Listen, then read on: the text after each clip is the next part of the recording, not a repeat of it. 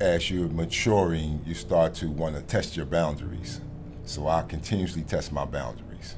Like one of the rules was in my house that when the street lights come on, that you had to be on the block, like in front of the door. So when the street light come on, I wouldn't be there. My father died when I was 14, so naturally now you don't have that disciplinary there. So as you become older, you start to do more and more, hang out with the fellas. You know, you want to do the things that most children want to do. Later on, I got involved with actually selling drugs. And then one day, me and a guy had a problem, and he thought that it was a good idea to come to my mother's house. And later on, he came back, maybe about a week later, at 6 o'clock in the morning, kicked the door in, and I shot him, and he died.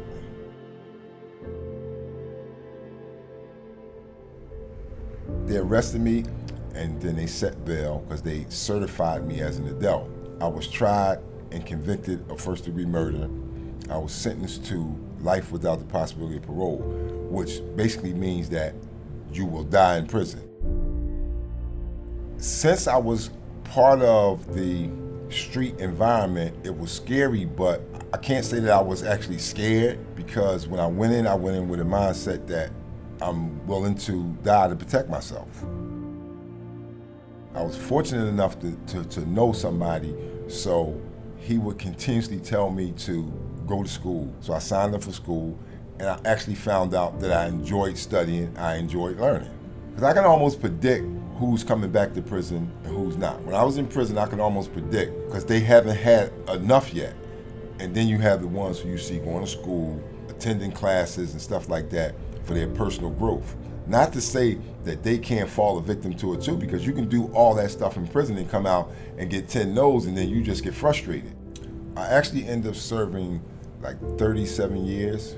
I would say that the majority of people that come home want to stay home, because nobody wants to be locked in a cage. But for some people, they just don't have that hope.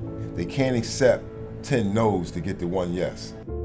I found the Center for Returning Citizens from some guys in there that I knew, that I was volunteering on my free time when I wasn't doing anything. For me being around, they just automatically bring you in, because it's almost like an internship. TCRC overall is they do a number of things to help people find jobs, housing, you know, really they assist you in any way that you need when you come home from prison.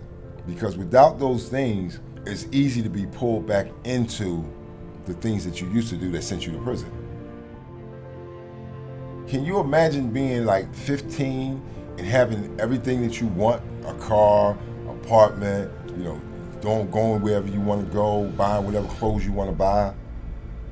You never think it's going to end, because it's certainly coming to an end.